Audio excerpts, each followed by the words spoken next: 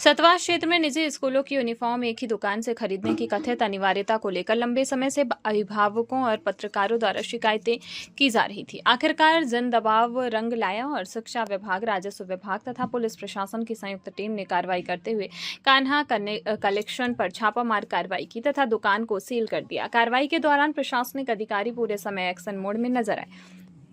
इस मुद्दे को लेकर पत्रकार संघ और अभिभावकों ने कुछ घंटों तक शांतिपूर्ण धरना भी दिया, जिसके बाद प्रशासन हरकत में आया और संयुक्त जांच की गई। जांच के दौरान कान्हा कलेक्शन के संचालक मनोज चंद्रवंशी ने स्वीकार किया कि उनकी दुकान से लगभग 12 निजी स्कूलों की यूनिफॉर्म का वितरण होता है। अब सबसे बड़ा सवाल यह है कि जिन स्कूलों के नाम सामने आए हैं, क्या उन पर भी नियमानुसार जांच और कार्रवाई होगी या मामला केवल दुकान तक ही सीमित रहेगा। फिलहाल प्रशासन की इस कार्रवाई को अभिभावकों और पत्रकारों की लगातार उठाई गई आवाज की बड़ी सफलता माना जा रहा है।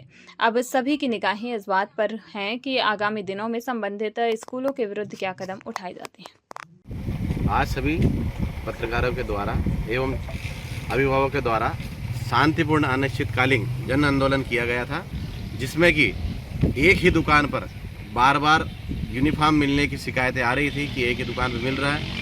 तो इस हेतु हमें यहाँ पर बैठना पड़ा था और आज इस धरने को हम कुछ समय के लिए स्थगित कर रहे हैं। और अगर उस व्यक्ति के द्वारा जो 12 नामों की लिस्ट दी गई है स्कूलों की, अगर उस पर कार्रवाई नहीं होती है तो हम वापस से धरना करने के लिए बाध्य रहेंगे। क्या कुछ नाम है आपका और आपका पद बता दें। रविंद्र परमार, मैं पत्रकार हूँ। ठीक। ये आज हमें जानकारी मिली हुई थी कि कुछ पत्रकार साथी यहाँ पर सतवास में अशासकीय विद्यालयों के द्वारा जो होता है यूनिफॉर्म लूट के संबंध में धरना प्रदर्शन के लिए अनुमति लेकर बैठे हुए हैं। तो इसके संबंध में हमें कलेक्टर साहब से निर्देश प्राप्त हुए थे कि जाके आप पता करें कि वहाँ क्या सच्चाई है। तो यहाँ तहसीलदार साहब के साथ आने पर हमें पता चला कि यहाँ कान्हा ड्रेसेस कोई चंद्रवंशी जी का है, जिनके द्वारा ही सभी स्कूलों को यूनिफॉर्म सप्लाई की जा रही है।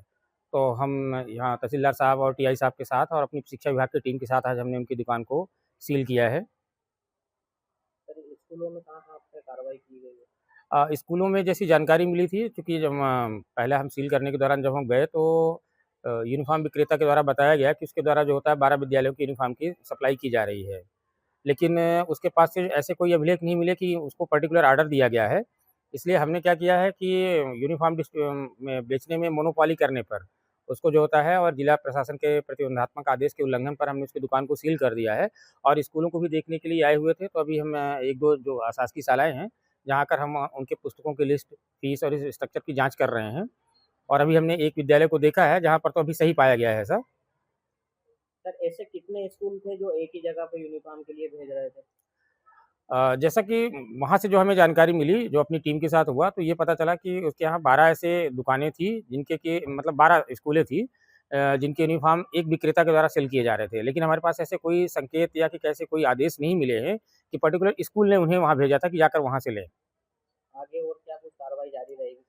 ये कार्रवाई लगातार जारी रहेगी, चूँकि हमारे यहाँ की स्थानीय टीम में हमारे विकासखंड शिक्षा अधिकारी हैं, बीआरसीसी हैं, तहसीलदार साहब का पूरा सहयोग रहेगा। तो यहाँ पर जहाँ भी ऐसी कोई शिकायतें ऐसी मिलेंगी कि जो हमारे कलेक्टर साहब के द्वारा जो प्रतिबंधात्मक आदेश जारी किया गया, उसका उल्लंघन हो रहा है, तो तत्काल उसमें हम दंडात्मक कार्रवाई करेंगे। और ये ऐसा पाया जाता है कि कोई अशासकीय विद्यालय जो होता है, कहीं से फोर्सली किसी को दबाव बनाकर भेज रहा है कि आप पर्टिकुलर इस शॉप से आप क्या करें, यूनिफॉर्म खरीदें या किताबें खरीदें, तो उस पर हम क्या करेंगे, 288 के तहत एफआईआर की कार्रवाई भी करेंगे।